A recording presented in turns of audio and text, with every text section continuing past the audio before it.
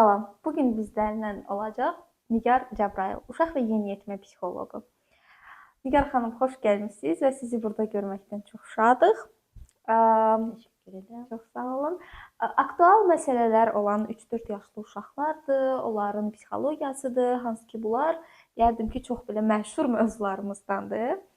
Biz sizdən soruşmaq istərdik ki, 3-4 yaşlı uşaqlar uşaqlıq dövründə hansı əsas inkişaf xüsusiyyətlərindən keçirlər? Nə deyirsiniz bu barədə?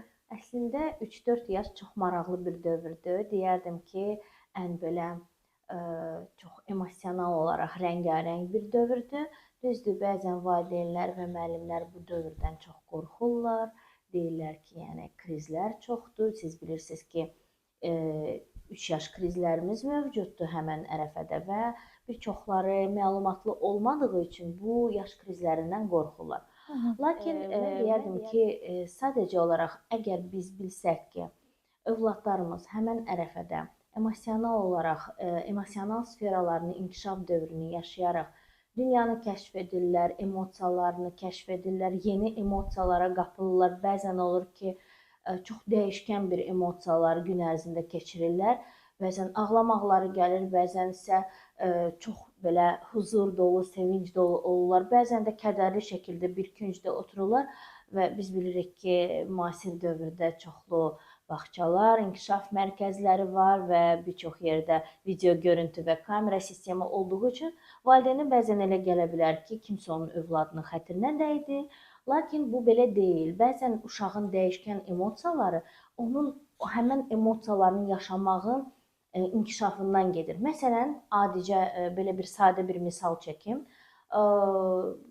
Uşaqlar bu dövrdə çox inadlaşırlar, hər bir şeyi özləri etmək istəyirlər və hansısa bir qrup oyunu və yaxud da dərs zamanı kimsə onun xətrinə dəyəndə və yaxud da sadəcə olaraq ona deyəndə ki, olarmı ki, bir dəqiqə gözləyəsən, mən sənə indi geri dönəcəm, bu tapşırığı sonra səndən öncə küsə bilər, bir küncdə otura bilər və bəzən də onda nəsə alınmır deyə mən bunu bacarmıram, çox tez ruhdan düşə bilər və bu hallar var, olacaq və belə deyək ki, 3-4 yaş dövründə bu ilk onun sınaqlarıdır. Necə ki, o dünyanı kəşf eləməyə başlayanda 0 yaşdan, 0-dan 3 yaşa qədər o dövrdə necə ki, yeriməyə öyrənir, danışmağı öyrənir. Biz ona deyə bilmərik ki, yıxılma. Bu qeyri-mümkündür və biz bu qaçınılmazdır. Biz onu heç cürə ondan qoruya bilmərik. Gedir, kəşf edir, yıxılır, qalxır ayağa, yenidən öyrənir. Həmçinin də biz uşaqlara məsələn, müdaxilə etsək və yaxud da desək ki, etmə, eləmə və s. Yəni, bu sözlərin açığı desəm, heç belə yeri də yoxdur, yersizdir bəzən bu sözlər.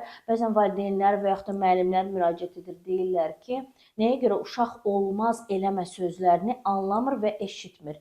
Bilirsiniz necədir? Bəzən siz öz leksikonunuzda bu sözləri həddən ziyadə çox işlədirsiniz və uşaq artıq etmə, eləməni elə qətiyyən heç eşitməyi belə istəmir və qəbul etmir.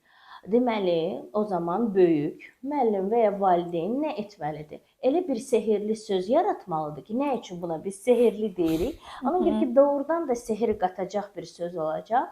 Məsələn, eləmə sözünü yox, olmaz və yaxud da eləsən nəsə olacaq deyə bunun mütləq şəkildə nəticəsini də ona izah etməlisiniz. Və yaxud da uşaqlar hansı sözləri sevmirlər? Yox və olmaz sözlərini. Demək olar ki, uşaqların qəti düşmanı olan bir sözlərdir. Uşaqlar qətiyyən yox və olmaz sözlərini sevmirlər.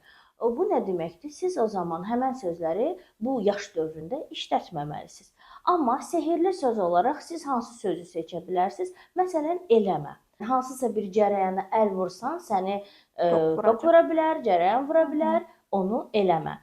Olmaz və yox sözlərinizi leksikonunuzda bu yaş dövründən çıxartsanız, sizin övlad-valideyn münasibətlərinizdə, valideyn-övlad münasibətlərinizdə çox gözəl bağ qurmağınıza kömək olacaq və sizin münasibətlərinizi daha mülayim, daha gözəl və psixoloji olaraq daha sabit nizamlayacaq bu sözlər. 3 yaş krizlərimiz inadlaşma ilə, mən bunu bacarıram, mən özüm tək bunu edəcəm cümlələrlə müşahidə olunur və bəzən valideynlər deyir ki, axı bu öz ayaqqabılarını özü tez geyinə bilər, nəyə görə bunu tez etmir? Təbii ki, bu normaldır. Siz böyüklərin tempi ilə 3-4 yaşda olan uşaqların tempi eyni deyil və siz çalışırsınız ki, onun ayaqqabısını və yaxud da hansısa bir bəli gödəkçəsini onun yerinə yəni daha tez olsun deyə tələsirsiniz. Başa düşürəm, çox müasir bir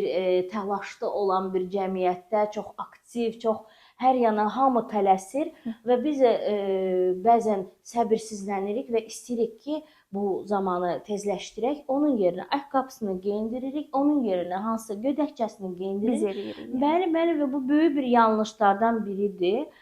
Uşaq bu dövrdə hər bir şeyi özü etmək istəyir. Hətta o qab qırılsa belə, yenə də onu özü götürüb hansısa bir A nöqtəsindən B nöqtəsinə qoymaq istəyir. Hətta onun rəsmi becər, çox da gözə görünməyən bir halda olsa da yenə də onu istəyir, özü etsin və bu təbiidir, bu normaldır, onun ilk səhvləridir, ilk addımlarıdır.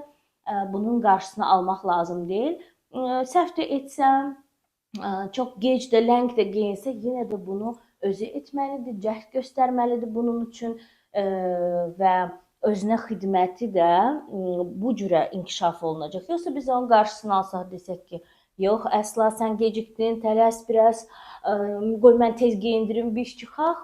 Yəni gələcəkdə də ondan bəzən yeri gəlmişkən mən yeniyetmələrlə işlədiyim üçün də həmin o yeniyetməlik dövründə də bu öz əksini görür, bəli, tapır və biz görürük ki, valideynlər deyir ki, nəyə görə mənim övladım müstəqil fikirli deyil, müstəqil özü öz hansısa bir yerini yığmır, çarpayısını yığmır və yaxud da otağını yığışdırmır. Bax, bu bütün o özünə xidməti dövründən başlayan bir fundamental bir etapdan başlayan bir məsələlərdir. 3-4 yaş dövrü çox maraqlı və həmçinin də biz bilirik ki, ətrafdakı insanlara da böyük bir maraq yaradacaq bir dövrdür. Bəzən uşaqlar bir-birinə, mən çox praktikamda bununla rastlaşıram, bir-birlərinin saçını görürlər və yaxud da bir-birlərində olan hansısa bir geyimi görürlər, başlayırlar əl vurmağa və ya tutalım toxunmağa və ya bəzən dartmağa. Bu demək deyil ki, onlarda hər hansı bir aqressiya yaranıb və yaxud da hər hansı bir istəyir ona ziyan versin və s. Bu ən çox maraqdan irəli gələn bir hadisələrdir, hərəkətlərdir. Yenə də burada valideynlər çox belə suallar verirlər, çox narahat olurlar ki, nəyə görə mənim övladım digər uşağın saçını yoldu və ya tutalım onun yanağından tutdu, dartdı. Bilirsiniz, uşaqlar hamısı biz böyüklərin ssenariyasını təkrarlayan bir varlıqlardır və bəzən olur ki, biz də onlara, məsələn, çox istədiyimiz üçün, bəzən onları çox belə deyək də, əzizlədiyimiz üçün onların yanaqlarından tuta bilərik, hətta bəzən şiddətli öpürük də. Bunu biz mütləq indi vurğulayacağıq.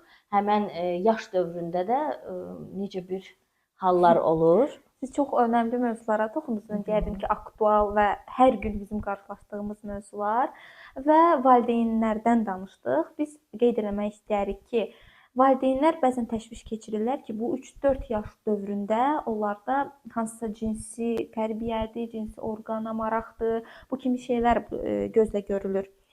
Siz bunları necə dəyərləndirirsiniz və yaxud necə məsləhət vermək istəyirsiniz ki, valideynlər necə yanaşsınlar, təşviş keçirməsinlər və s. Əslində çox gözəl sualdır. Təşəkkür edirəm bu sual üçün və deyərdim ki, bu sualla bağlı bir çox hadisələr olub ki, mən rastlaşmışam. Şagirdlər, uşaqlar, yəni valideynlər, müəllimlər arasında. Müəllimlərə də bəzən bu qorxulu bir sual kimi gəlir. Lakin deyim ki, psixologiya əsasən bu necədir? Psixoloqlar deyir ki, 3-4 yaşında uşaqların cinsiyyəti ilə bağlı, cinsi orqanı ilə bağlı marağı bu çox təbiidir. Və psixoloji olaraq, əgər bu uşaq artıq bu istiqamətdə sizə suallar verirsə, bu hamısı normaldır. Hətta mən deyərdim, qəbul komissiyasının üzvü olduğum üçün bəzən uşaqlar qəbula gələrkən bu yaş dövründə mənim ilk suallarımdan biri də o olur ki, məsələn, sən oğlansan və ya qız.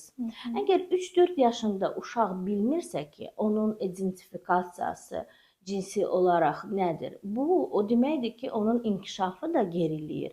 Normalda, yəni kriteriyalara əsasən 3-4 yaşındakı uşaq bilməlidir. O oğlandır və ya qız və özünü identifikasiya etməlidir həmin cinsə uyğun. Məsələn, qızlardırsa artıq gözəl donlar, bəli, çox gözəl saçlarında olan hansısa bir saç düzümünü və yaxud da saçlarındakı olan hansısa bir, nə bilim, müəyyən bir olur, valideynlər onlar üçün düzəldirlər, bəli, takılar falan. Yəni ki, onlara maraq oyatmalıdırlar. Bəzən analarının kosmetikalarına maraq oyadırlar.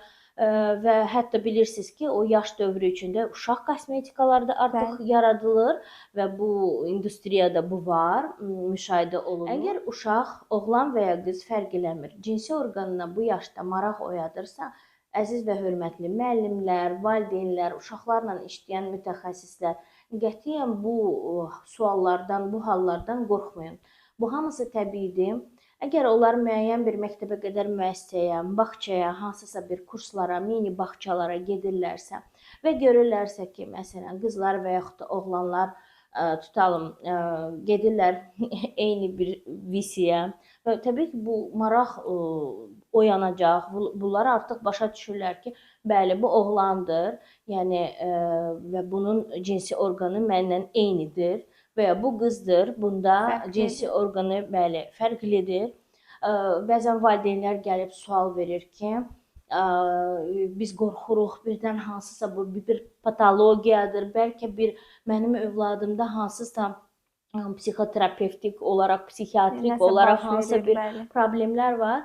Yenə deyirəm, bilirsiniz necədir?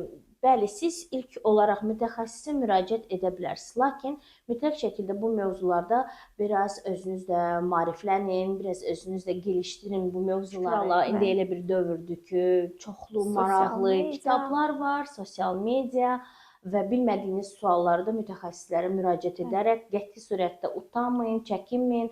Vaxtında, zamanında olunan müdaxilə bir çox gələcək problemlərdən sizi uzaqlaşdıra, bəli, apara bilər və əgər övladınız gəlib sizə öz cinsi orqanı ilə bağlı sual verirsə, ilk növbədə çalışın ki, emosiyalarınızı kontrol edin, qətiyyən özünüzdən çıxmayın, qəti surətdə ona bu nə sualdır, mənə vermirsən deməyin. Ona görə ki, uşaqlar sizin bədən dilinizdən anlayırlar ki, siz artıq təşvişdəsiz, siz qorxdunuz bu sualdan və bu sual onlara bir qorxulu, bir qadağa olunmuş bir mövzu kimi ola bilər və bəzən də onlarda da biz o qorxunu yarada bilərik. Onlara elə gələ bilər ki, onlarda hər şey yolunda getmir və belə deyək də, özümüz də bəzən bilmədən onlara müəyyən bir qorxu və fobiya yarada bilərik onlarda. Bu mövzulardan qaçmaq və yaxud da qorxmaq lazım deyil.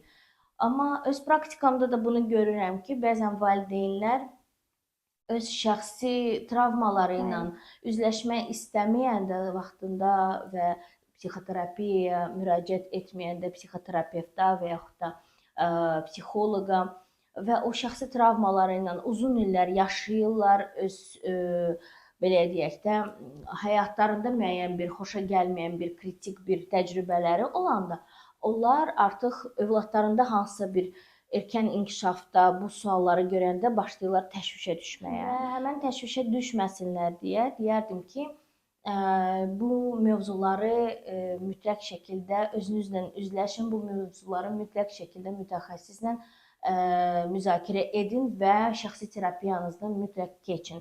Müəllimlər də, mən onları da qınamıram, yəni ki, onlar da çox çətin olur, səhərdən axşama kimi uşaqlarla vaxt keçirirlər və bəzən onların o çoxlu sualları, bəli, yorucu gəlir və bəzən olur ki, məsələn, uşaqlar o qədər sual verirlər müasir zamanədə ki, məsələn ki, bu niyə belə oldu, nə üçün belə oldu? Onlara da demək, buradan səslənmək istərəm ki, bu suallardan qorxmayın. Əksinə, bu yaxşıdır ki, bu yaş dövründə uşaq niyə, nə üçün, nə səbəbdən bu sualları verir? Bu deməkdir ki, onun emosional zəkası inkişaf edir və deyərdim ki, emosional zəkanın inkişafı ən böyük, belə deyək də, lazımı sualları da elə bunlardır. Nəyə görə, nə üçün, nə səbəbdən?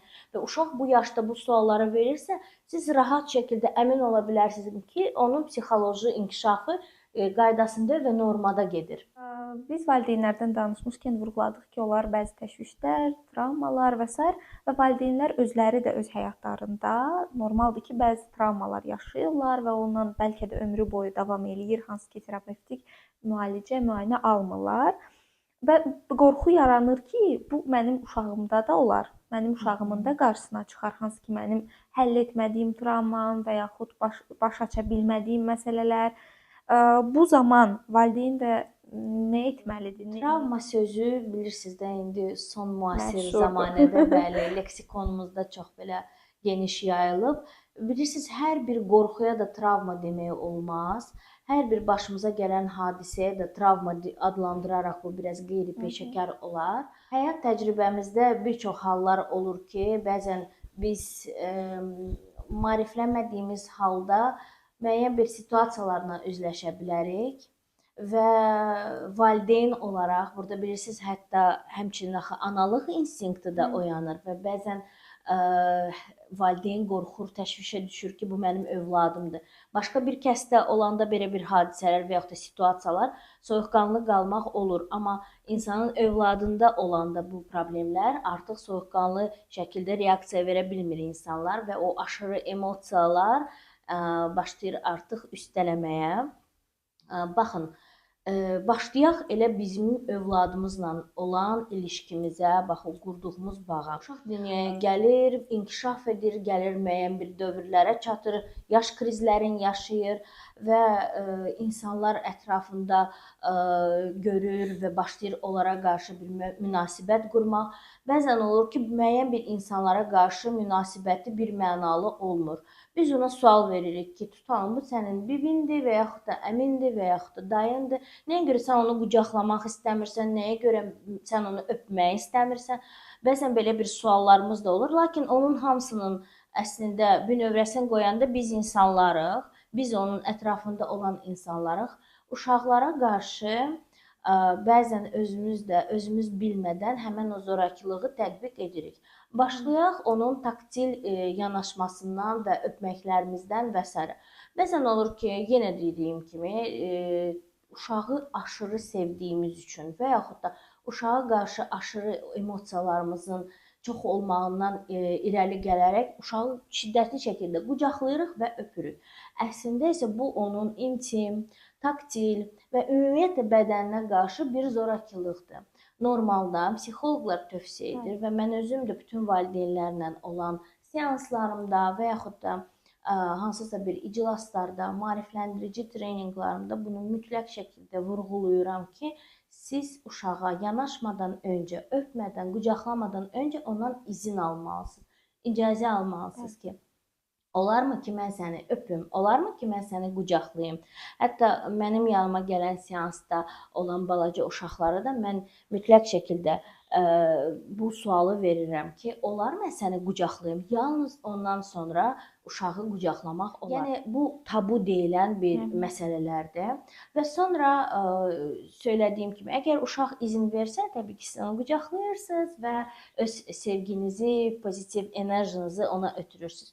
Biz bunları mütləq şəkildə bu etaplardan keçərək müəyyən digər bir etapları adlaya bilərik. Yoxsa biz özümüz əgər övladımıza qarşı və yaxud da yaxın uşaqlara qarşı izin almadan, icazə almadan onu qucaqlayıb şiddətli şəkildə öpürüksə, sabah o da həmçinin digər insanlardan da bunu normal, təbii bir hal kimi qəbul edə bilər. Və ya əksinə, əgər ona xoş deyilsə, balaca uşaq o yaşda tam olaraq öz fikirlərini ifadə edə bilmədiyi üçün həmən insana da deyə bilmir ki, bu mənə xoş gəlmir. Amma siz onun bədən dilindən görürsünüz ki, uşaq bəzən olur ki, özünə qapanır və yaxud da çəkilir kənara və ya bədən dilindən baxırsınız ki, mənim övladımın xoşu gəlmir onu digər bir insanlar öpəndə, qucaqlayanda. Mən bəzən bunun gigiyenik tərəfində deyirəm ki, hər bir insanın bəli bədəninin və yaxud da dərisinin və ya siz bilirsiniz ki, indiki viruslar, indiki zamanədə olan yəni xəstəliklər və s.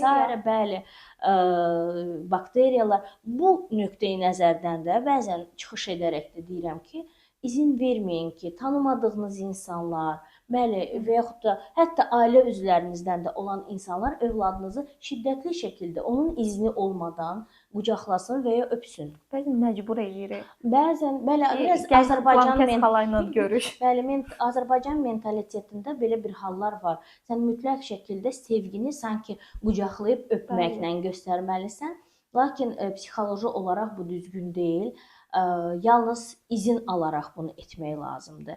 O ki, qaldı valideynin özünün şəxsi travmalarından, yəni hərənin bir həyat hekayəsi var və biz deyə bilmərik ki, məsələn, əgər mənim övladımın başına bu iş gəlibsə, onun övladının da başına gələ biləcək və yaxud da əgər mənim başıma bu iş gəlibsə, deməli artıq övladımın da başına bu iş gələ bilər və yaxud da hadisə gələ bilər.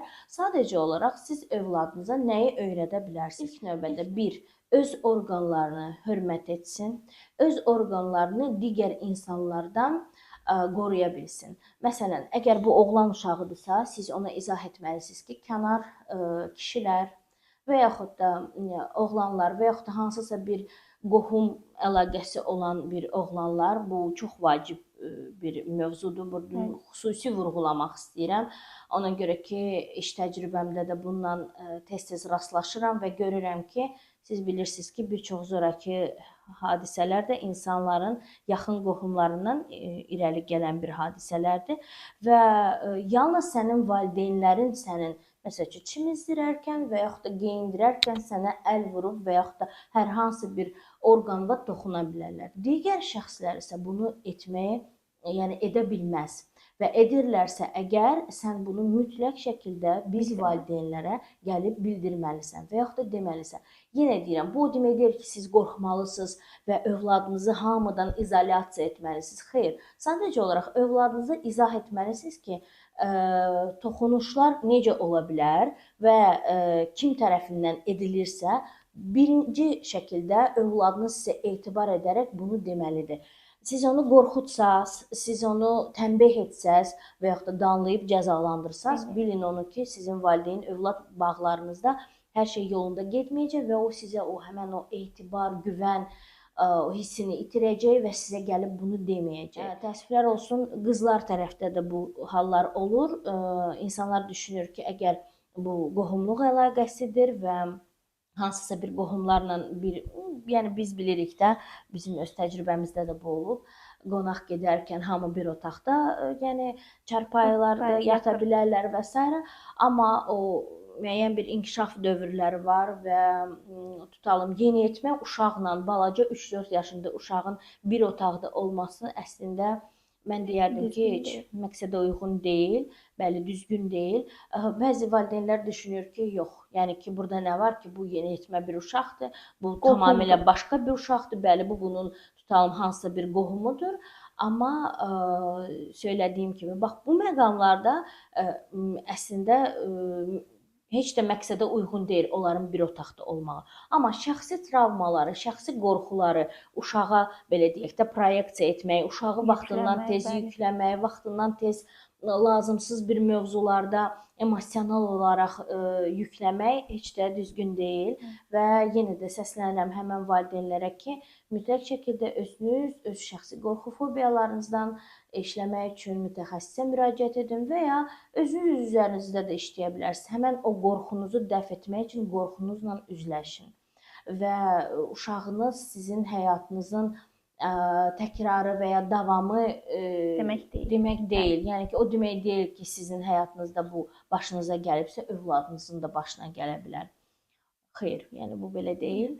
Çox ciddi məsələlər əslində biz vurğuladıq ki, biz bəlkə də bunları səsləndirməyə çəkinirik, onları yenidən çıxartmağa çəkinirik ortaya. Amma bu çox ciddi mövzulardır, mən deyərdim. Biz digər ciddi mövzu isə oyun əhəmiyyətinə baxmaq istərdik ki, oyun həqiqətən də öyrənmə prosesinin ən belə ayrılmaz hissələrindən biridir. Və bəzən uşaqlar olur ki, ümumiyyətlə oyun oynamaq istəmirlər. Və valideyn düşünür ki, burada hansısa spektrdən söhbət gedə bilər və s. Amma sadəcə uşaq istəmir. Bunu motivasiya eləmək üçün valideyn nə etməlidir? ki, uşaq oyuna cəlb olunsun və ya ümumiyyətlə uşaqda oyuna maraq yaratmaq üçün nə kimi şeylər etmək olar? Nələr məsləhət görərdiniz?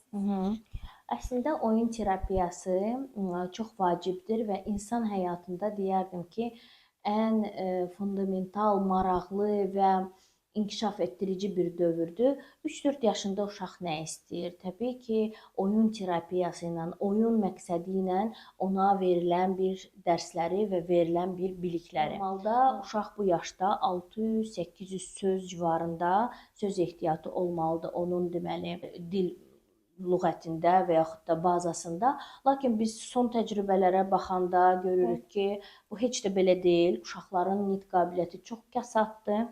Və bunu necə inkişaf edə bilərik? Təbii ki, rollu oyunlarla, mütləq şəkildə bu müəyyən bir puzzlelar, kartoçkalarla, müəyyən bir inkişaf etdirici oyunlarla oyun ən vacib baza ehtiyacımızdır. Nə üçün? Ona görə ki, oyun vasitəsilə siz övladınızı həm deməli riyaziyyata da, həm ana dilinə də, həm ətraf həyati bilgiyə də yiyələndirə bilərsiniz, bu bilikləri ötürə bilərsiniz. Məsələn, nəyə görə əvvəlki uşaqların söz ehtiyatı daha çox idi, daha zəngin idi leksikonları? Ona görə ki, onlar, siz bilirsiniz ki, gadget yox idi və o dövrdə diqqətlərini yayındıracaq bir televizor və yaxud da hansısa bir planşet, tablet, bu kimi şeylər də olmadığı üçün valideynlər oturub stol üstü oyunlar oynayırdı övladları ilə, daha səmərəli vaxt keçirirdi. Cürəbəcürə latolar, məsəl üçün heyvanları izah edərək, bu heyvan məsəl üçün necədir, adı nədir və yaxud da əlaqələndirirlər ki, məsələn, bu hansı sinifə aiddir. Necə səs çıxardır. Bəli, məsəl üçün mən xatırlayıram ki, mənim elə öz uşaqlıq illərimdə çox maraqlı latolarım var idi.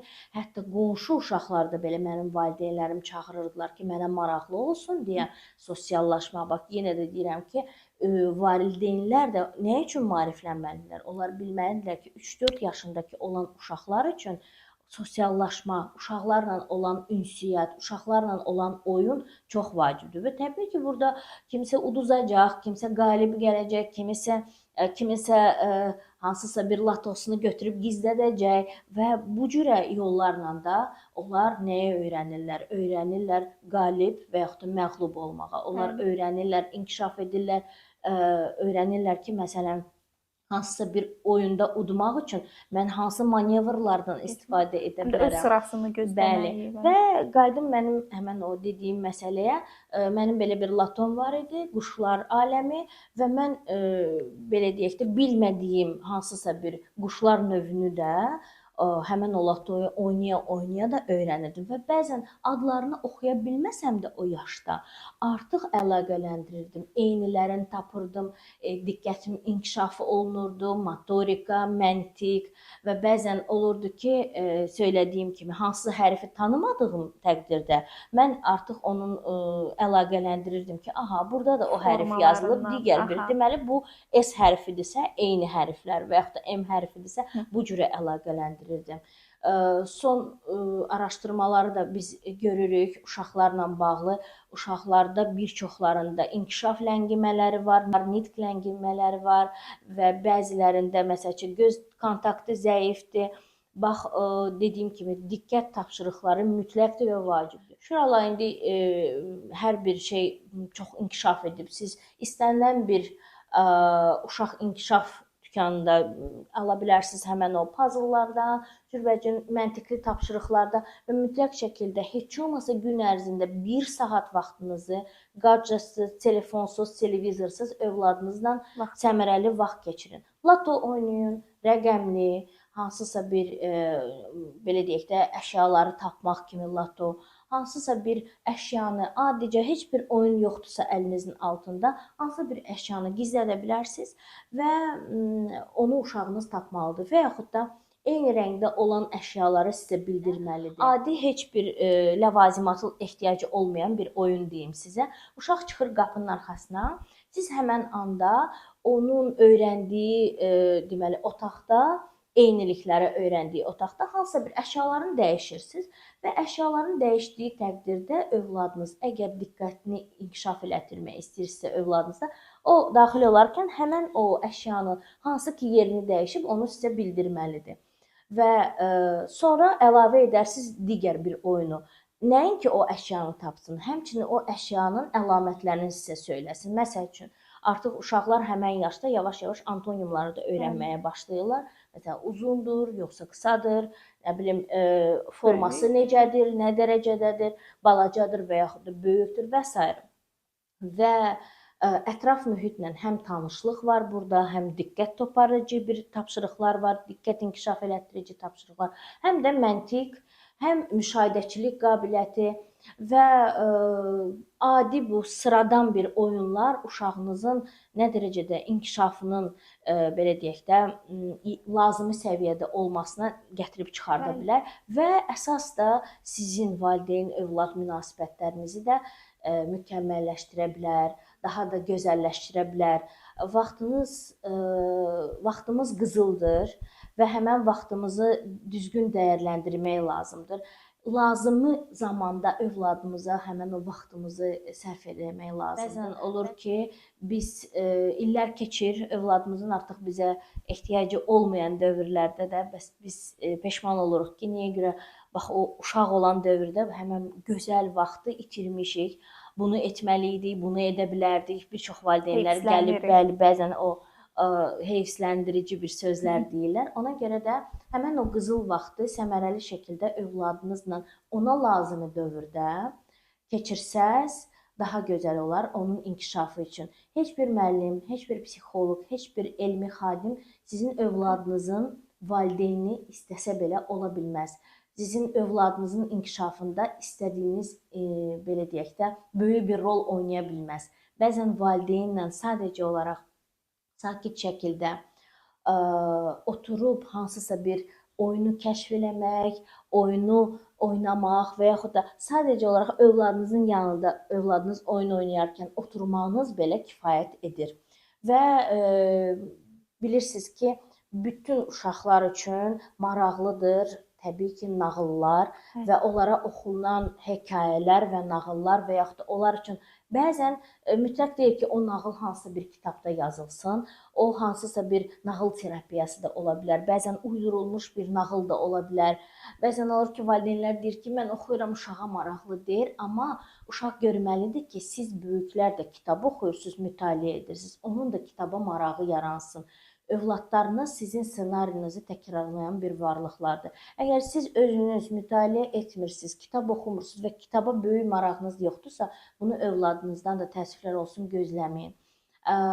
Əgər övladınız bir neçə gün görsə ki, siz onun üçün eyni vaxtda, eyni üslubda, eyni belə deyək də, tərzdə kitab oxumağa başlayırsınızsa, onun da artıq avtomatik olaraq psixoloji olaraq həmin vaxtda sizdən mənim üçün gəl kitab oxu bir vərdişi də formalaşacaq. Bu belə bir refleksdir sanki onda yaranacaq. Hətta bəzən olur ki, deyirlər ki, mütləq şəkildə ana oxumalıdır həmin kitabı. Xeyr, bu təkcə ana olmaya da bilər. Ata da oxuya bilər.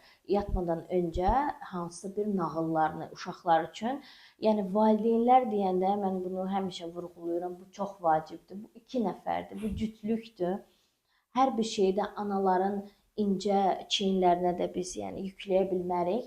Ana və ata öz aralarında da həmin o rolları düzgün qaydada paylaya bilərlər. Məsəl üçün, bugün nağılı ata oxuyacaq sənin üçün, bugün bu oyunu mən oynayacağam səndən və yaxud da əksinə, mən bugün sənin üçün bu gözəl bir nağılı oxuyacağam, amma ata səndən tutalım hansısa bir maraqlı bir domino və yaxud da hansısa bir digər bir oyunu oynayacaq və yaxud da öyrədəcək sənə Lego yığmağı və s.